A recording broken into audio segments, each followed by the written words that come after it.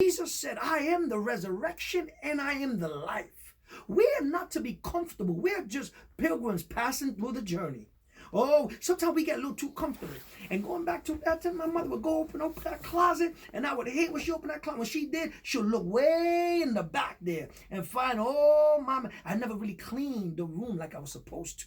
And God is saying, my son, my daughter, you've been talking about me for a long time. You've been reading the book for a long time. But I want to know, do you really know me? Do you really know me? Do you know me just in the good time? Because I want you to know me when you're going through the valley of the shadow of death. I want you to know me also, not just in the glorious days, not just in the good days, but I want to know a people that will praise me, worship me, honor me, walk with me, and talk with me even in their dark days. And so I'm talking about Elijah. See, Elijah saw some great things happening. So in the midst of all this stuff happening, all of a sudden, word goes out to a woman by the name of Jezebel. She was married to a king by the name of Ahab. And so what happened was, you know the whole story. There was a showdown. Elijah, the people were vacillating. They were back and forth. Yeah, he's God.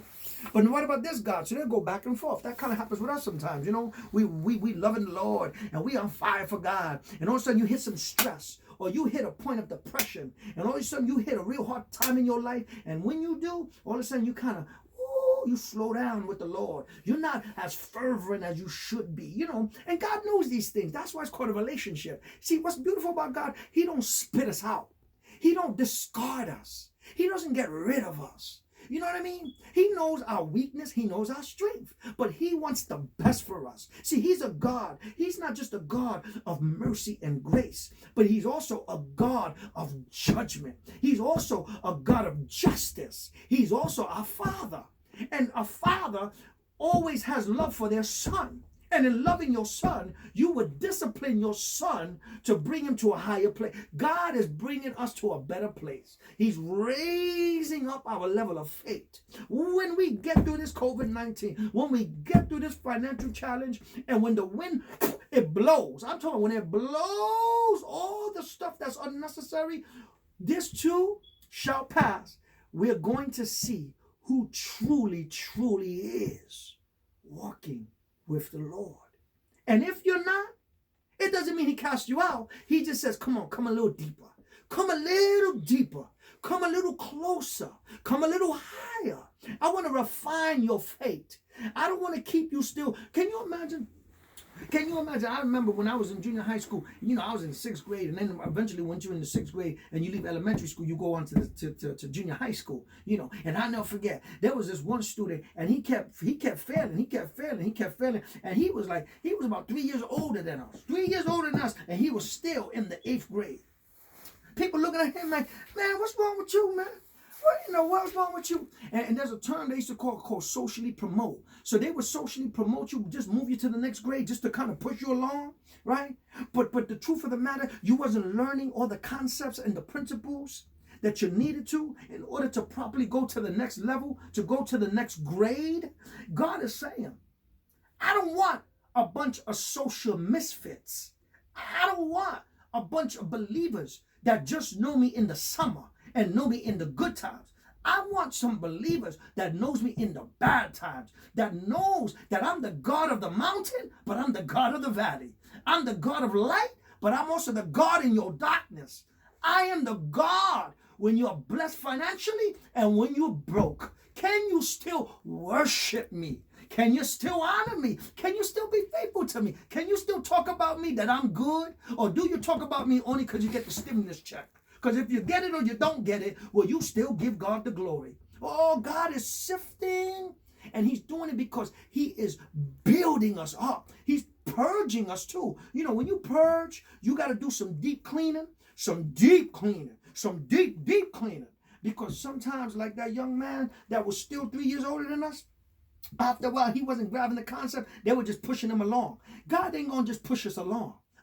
He ain't going to just socially promote us.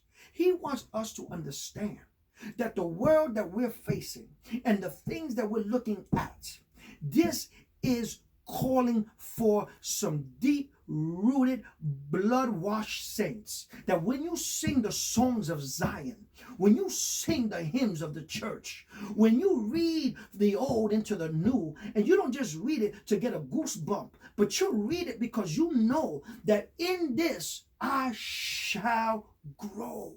And I will grow because I'm serving the Messiah. I'm looking to Christ. I'm not staying focused on the crisis. I'm not staying stuck on the pandemic, but my eyes is looking to the person, Jesus Christ. He knows me. He knows you. He knows us. He knows what we're afraid of. He knows the periods when we get depressed. He knows when we are frustrated. He knows when we are discouraged.